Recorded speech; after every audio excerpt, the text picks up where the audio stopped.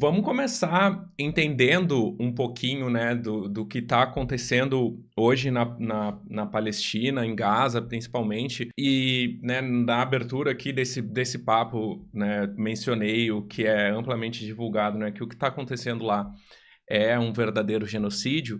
Mas se tu puder explicar para a gente, talvez, em números ou em fatos ou o que está acontecendo lá, por que que a gente pode chamar o que está acontecendo em Gaza de um genocídio? Então, é muito importante a gente falar de quem define os termos, porque muita gente fala: "Não, não é um genocídio", fala: "É um genocídio". Bom, temos definições, então eu vou começar aqui lendo, eu peguei aqui tanto da própria ONU, que é a definição de genocídio, quanto uma que está na Enciclopédia do Holocausto, né, que resume a questão do que seria o genocídio e como que foi cunhado esse termo.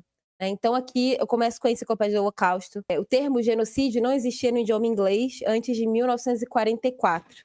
Lembrando que a invasão israelense na Palestina foi inicialmente em 1948, né, como a Nakba. E aí a Convenção de 48 sobre a prevenção e punição do crime de genocídio é o primeiro tratado de direitos humanos adotado pela Assembleia Geral da ONU.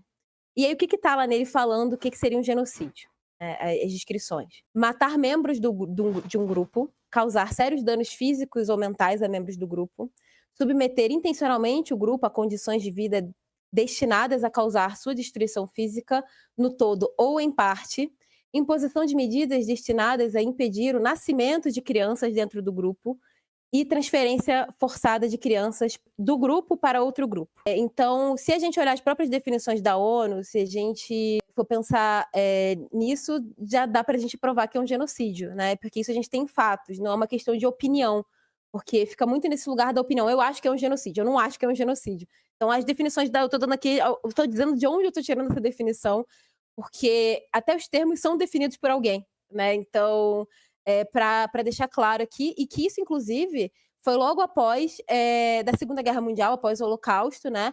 Em 44, por conta justamente do que aconteceu com o povo judeu naquela situação. Muito bem, e acho que se a gente trouxer para os números atuais, né, também isso fica bem claro, né, o que a gente tem aí são mais de 30.000 mortos, né, 30 e... Falam de mais de 36.200, mais de 36.200 mortos, mais de 80.000 feridos e 13.000 desaparecidos. Esses foram os últimos números que eu vi, mas a cada minuto, né, a gente sabe que infelizmente aumenta. E isso contando com números, confiando nesses números que vêm chegando, mesmo sabendo que deve estar uma situação muito difícil até de fazer essa contabilidade, né, de entender realmente como a situação tá por lá, né. Então, porque por isso tem a questão dos desaparecidos também é importante, né, porque muitas pessoas ficam sob escombros, né, muitas pessoas realmente não conseguem mais contato, se tornam reféns, enfim, tem várias situações aí que fica difícil contabilizar também, e fora os que não conseguem ser identificados também, né, então tem várias questões aí envolvidas nesses números, né, e esses números aqui, até onde eu sei, foram confirmados pela OMS, foram confirmados pelas próprias sistema de saúde palestino também, enfim, então parece que é o mais próximo, assim, que a gente tem é isso mesmo.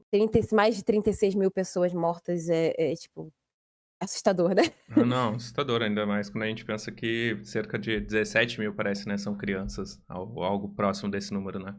Então, mais ou menos 17.000 são crianças e, eu vi uma estimativa da ONU Mulheres que 60% seriam mulheres.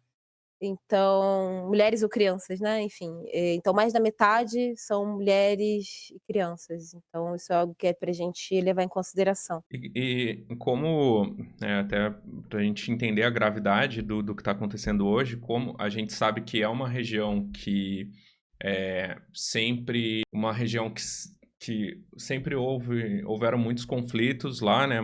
Esse avanço sionista sempre ocorre já há mais de 70 anos, né? E para a gente entender a gravidade do que está acontecendo hoje, né? Desde outubro do ano passado até agora, Como que esses números se comparam com conflitos anteriores? Então, eu vou focar aqui no que tem relação com a Palestina, porque se eu for falar de outro, fica um pouco Ah, sim. complicado, É, sim, né. sim, sim. Então, os que são considerados, até onde eu sei, dos maiores, assim, dos mais, dos principais, assim, fora a própria Nakba, né, eu vou citar aqui de Vilarejo da Galileia, por exemplo, em 76, que foram 100 mais ou menos 100 feridos, outros 100 foram presos. Em 53 teve de Qibyah, que foi mais ou menos, 70 palestinos mortos, 69 na verdade.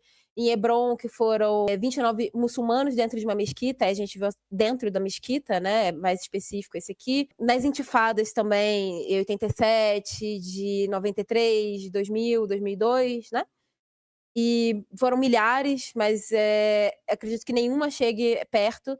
Teve também outros que aí a gente pode falar também da região estendida, digamos assim, né, que foi de Sabra e Shatila, por exemplo, que foi numa região do Líbano, assim como de Zatar também, que é pouquíssimo falado, mas foram mais ou menos 1.500, 3.000 pessoas. Os números são entre 1.500 e esse parece que é um dos maiores, assim, até então, e a gente agora tá falando de 36.000. Então, acho que é bem gritante quando a gente vê os números também, né.